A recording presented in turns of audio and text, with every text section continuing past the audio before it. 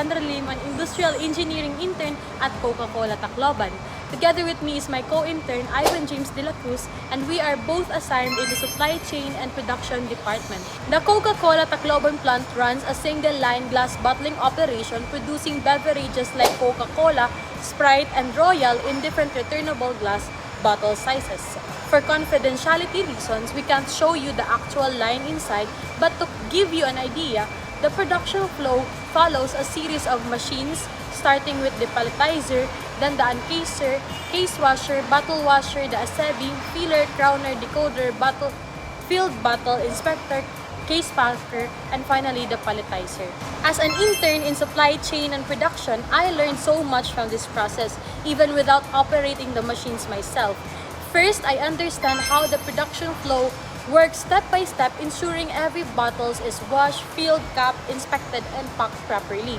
Second, I learned the importance of line balancing. If one step slows down, the whole line is affected. And third, I saw how strict quality control is. From washing bottles to checking filled products, every step maintains Coca-Cola standards. And lastly, I witnessed how lean practices like 5S keep the workplace safe, efficient, and organized. But that's from my perspective. How about you, Ivan? What were your learnings from this OJT? Hello guys, here is what I've learned in the plant. I gained knowledge about how production changeovers are managed. The process of shifting from one product, like Coca-Cola, to another, such as Sprite or Royal.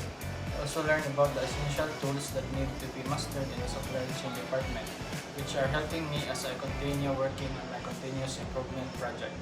Another important learning is about safety, ensuring that workers operate safely while still maintaining efficiency. Overall, this OJT helped me connect what we study in industrial engineering to real production operations.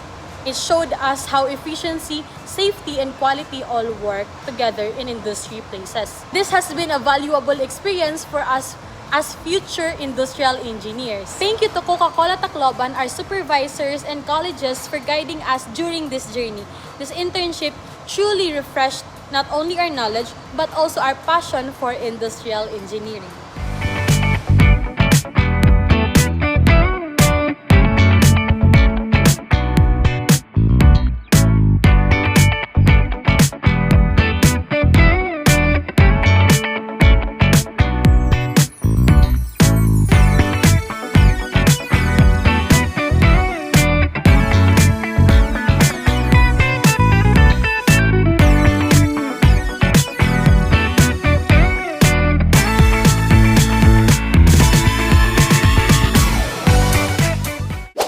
On our first week, we were assigned to the Human Resources Office, where we conducted a survey for internal customers. This experience taught me how important employee feedback is in improving workplace policies, processes, and overall satisfaction. It also gave me a better understanding of how HR serves as a bridge between employees and management. Starting from the second week onwards, we were divided into two groups. My group was assigned to the manufacturing office, while the other group worked at the supply chain office.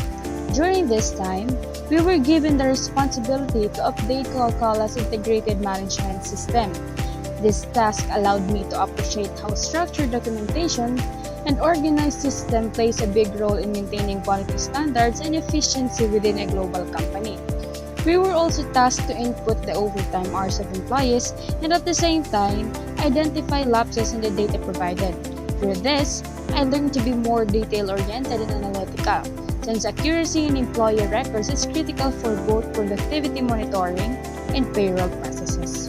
In addition to these assignments, our involvement in the PwC was also recognized, with the hours we spent on inventory counts credited as part of our internship training. Our primary responsibility in PwC was to conduct inventory of SKUs and materials, with the goal of reconciling the actual counts with the records maintained by the logistics department. We carried out inventory in different areas including BIB, Hold, and ODMS areas.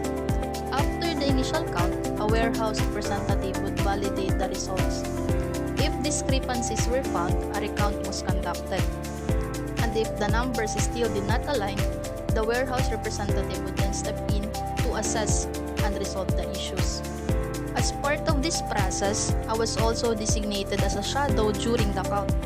My role included scanning count sheets, checking them for missing signatures, and ensuring that the data match with the logistic records. This responsibility helped me strengthen my attention to detail and accuracy in handling documents, while also giving me a deeper appreciation of how proper inventory control and validation are vital in maintaining accountability and smooth warehouse